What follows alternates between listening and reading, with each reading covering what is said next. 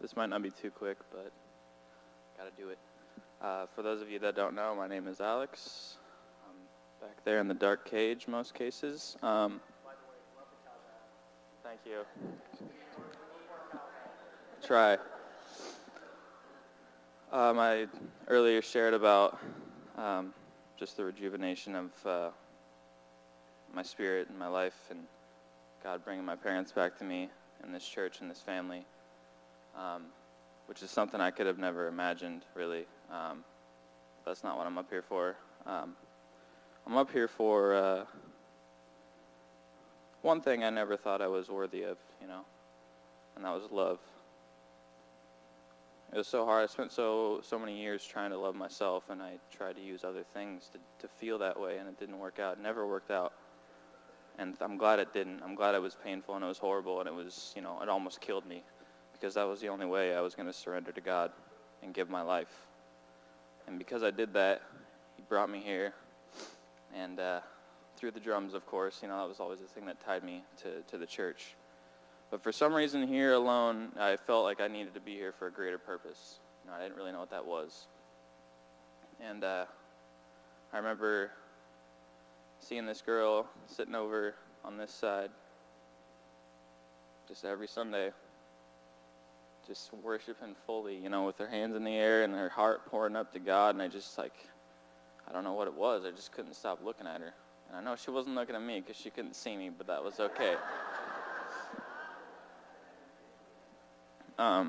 And I spent probably a good 3 months trying to get the courage to talk to her. And I remember about a little over 6 months ago, finally got the courage to talk to her, and was really excited about it. I remember sitting back here, waiting for the service to be over, and then Brett calls her up to speak about what she's doing for the summer. And I'm like, okay, what's she going to do? Is she going to go somewhere for the weekend or, go hang out?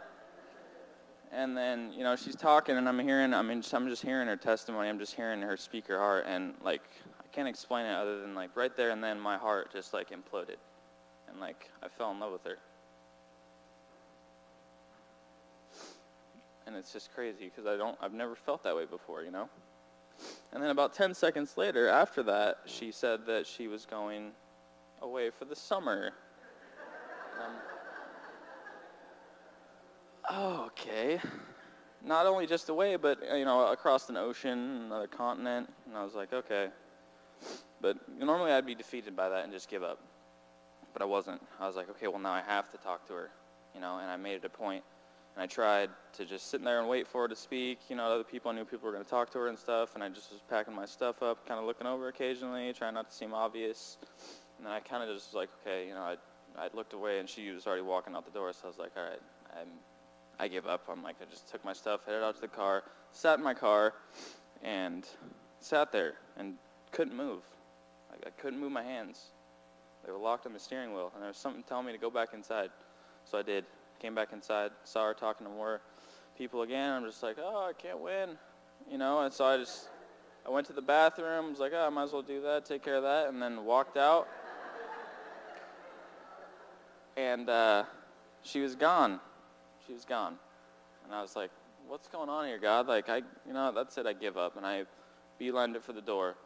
And those sanctuary doors right there just about knocked me over. And there she was, came right through them, almost ran into me.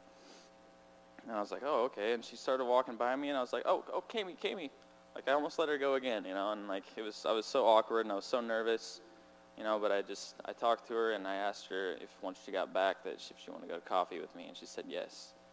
And I was just going to leave it at that, but luckily I was able to get to know her. We texted for 3 weeks. She was in Wisconsin, and then emailed when she was overseas. And then when she got back, I was really, really nervous because now this person that I was looking at their words on a screen, they were going to be a real person. I actually had to show, I don't know. I don't even know what I was going to say. I just remember that part, and it's kind of a long story, but it's kind of important for me. So I have the prayer circle the first Sunday back, and I'm like, okay, I got to go to the bathroom again. And I went to the bathroom. It's like, I'll get back. I'll get back before we circle up. And then I came back, and everybody was already circled up, and I'm like, where am I going to go? And then I was like, duh. And I went right next to her, grabbed her hand, hadn't even said a word to her yet, and I'm already holding her hand. And then after I did that, I was like, oh, okay, like, now I gotta, like, it's gonna be over, and I'm gonna be like, hi, how's it going?